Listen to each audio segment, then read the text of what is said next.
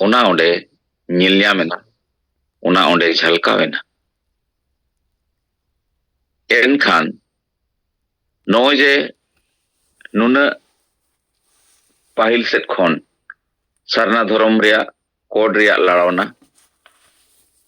ᱱᱚᱣᱟ ᱫᱚ ᱪᱮᱫ ᱵᱮᱠᱟর ᱟᱨ ᱵᱮᱨᱛᱷᱟ ᱜᱮᱭᱟ? ᱱᱩᱭ ᱨᱟष्ट्रपति ᱜᱮ ᱡᱚᱠᱷᱚᱱ ᱢᱚᱭᱩᱨᱵᱷᱚᱸᱡᱮ ᱦᱤᱡᱩᱜ ᱠᱟᱱᱟ, ᱚᱸᱰे ᱫᱚ ᱡᱚᱠᱷᱚᱱ ᱫᱷᱚᱨᱚᱢ ᱠᱳᱰ ᱨᱮᱭᱟᱜ ᱠᱟᱛᱷᱟ ᱦᱤᱡᱩᱜ ᱠᱟᱱᱟ, ᱮᱱᱠᱷᱟᱱᱮ ᱞᱟᱹᱭᱮᱜᱼᱟ ᱡᱮ ᱱᱩᱱᱟᱹᱜ ᱰᱷᱮᱨ ᱰᱚᱰᱷᱟᱜ ᱯᱮ ᱞᱟᱭᱮᱜᱼᱟ। ᱢᱮᱱᱠᱷᱟन ᱱᱤᱭᱟᱹ ᱫᱚ ᱡᱚᱠᱷᱚᱱ ᱫᱤᱥᱚᱢ ᱡᱟᱦᱮᱨ ᱜᱟᱲ ᱠᱚᱨᱚᱱᱰᱤ ᱦᱮᱡ ᱮᱱᱟᱭ, ᱱᱚᱰᱮ ᱫᱚ ᱚᱱᱟ ᱫᱷᱚᱨᱚᱢ ᱨᱮᱭᱟᱜ ᱠᱟᱛᱷᱟ ᱫᱚ ᱟᱡ ᱦᱚᱸᱭ ᱟᱫ ᱠᱮᱜᱼᱟ ᱟᱨ ᱱᱩᱠᱩ ᱚᱨᱜᱟᱱᱟᱭᱡᱟᱨ ᱠᱚᱦᱚᱸ ᱠᱚ ᱵᱟᱠᱚ ᱥᱟᱢᱟᱝ ᱞᱮᱜᱼᱟ। तो नितोंगा समय रे जहां संगठन गे जहां समाज गे नय ओकाटा मातृभूमि और मातृभाषा रे कथा जुदी बाम सामांग दाड़ेया, एनखान आमा जाति धर्म भाषा भाषा इज्जत आबादी रोजगार चासबास दो गुजुग गया आदोग गया। और नोआ को कारण तेगे पले अबोरेन जहां तिना गे आतु समाज रे मेना को, चाहे माजी हराम चाहे ओल पढ़ाव होड़, समाज बंचाव बखरा ते दो जोतोगे को समान गया। कारण माजी हराम चे आतु रहो जाति धर्म भाषा भाषा इज्जत आबादी रोजगार चासबास को बंचाव रे एजेंडा बनू। और पूरे भारत रे नुना लाटू संगठन, चाहे ओना दिसोम जाहेरगार करंडी हुयु, चाहे ऑल इंडिया राइटर्स संगठन हुयु, यदि समाज बंचाव बखराते भाषा रे हमदर्दी जहां गरज और दुलर झलका दरकार सलाते धर्म रे जहां गरज और दुलर सारसाब दरकार, नोआ दो बांग नेल ᱧᱟᱢ लेना। मेनखान सांगे होड़ा गरज और दुलर दो नेल ᱧᱟᱢᱮᱱᱟ नोआ 100 सेरमा ऑल चिकी चेतन रे।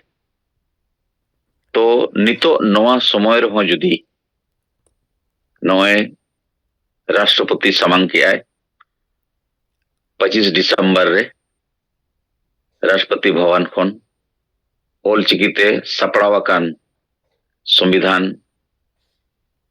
नोआय उछन किया। मेनखान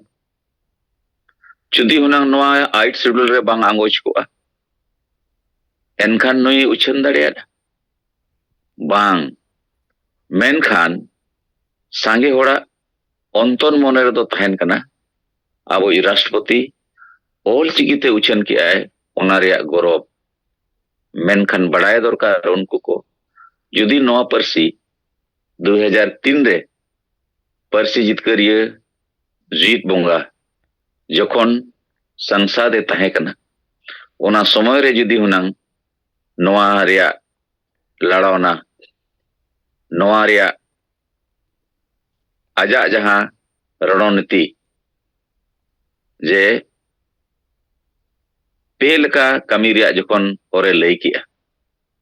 और ओना बेगोर दो हुनांग नोआ भारत रेया संविधान रे इरेला धापे बांग सेलेक्ट को। मेनखान नुकु दो राष्ट्रपति भवन खन ऑल चिकीते भारत रे संविधान उछन किया नोआ गे मारांग को मनेया। मेनखान नोआ रे जहां एनएम परसी लड़ावना परसी आंगोच रे नोआ रे दो उन महत्व बाको एमाउ कना। और नोआ को कारण तेगे अब समाज रे हिंससिया जनामकान कारण ते जहां ठीक लीडरशिप एम दाड़िया उनी दो बाको नेलियामिया। लेकिन तेज मंगखान गपा ओकाटा सेंगेला कमी होरा नितो चलाकान सापकान मारे उयहर मारे डहार बोन बगिया नवा उयहर नवा डहार बोन अपनारा सला सेंगेला ओकाटा मोने गोटे पॉइंट मेना जहां चेतान रे नितो कमी होरा रिहिट चलाकान गया रिपोर्ट आड़ी ठीक आकारते गोटा सेट खन बांग रिपोर्ट कान रहो मेनखान जहां पॉइंट को बो सब राकाब आका समाज सुधार बखराते नवा तेज मंकन गप्पा जो बिलिआ आर तेहना दिन रे दो जो तो ओड़ा रिन गे तो स्कूल बो भेजायत को कॉलेज बो भेजायत को मेनखान संगे ओल पढ़ाव काते हो जदी आमा मोने रे मारे उयहर मारे डहार रिया कथा गे आर कमी गे तहना एनखान जहां कोण रे आदिवासीम तहन आमदम गुजुक गयाम आदो गयाम आदो देलाबन परसी जितकरिया जीत बुंगा सलखन मुरुआ आयुरते पूरे भारत रे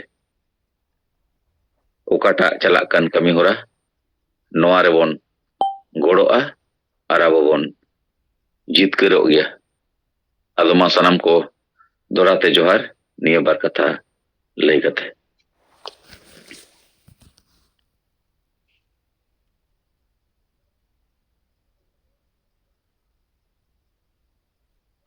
अब को तालारे सेंगल दिसम परगना अकिना कथा किन दोहो के अमासे और एटा लीडर को अब बिचार को रिपोर्ट को रोड सदरमा समय मेना गया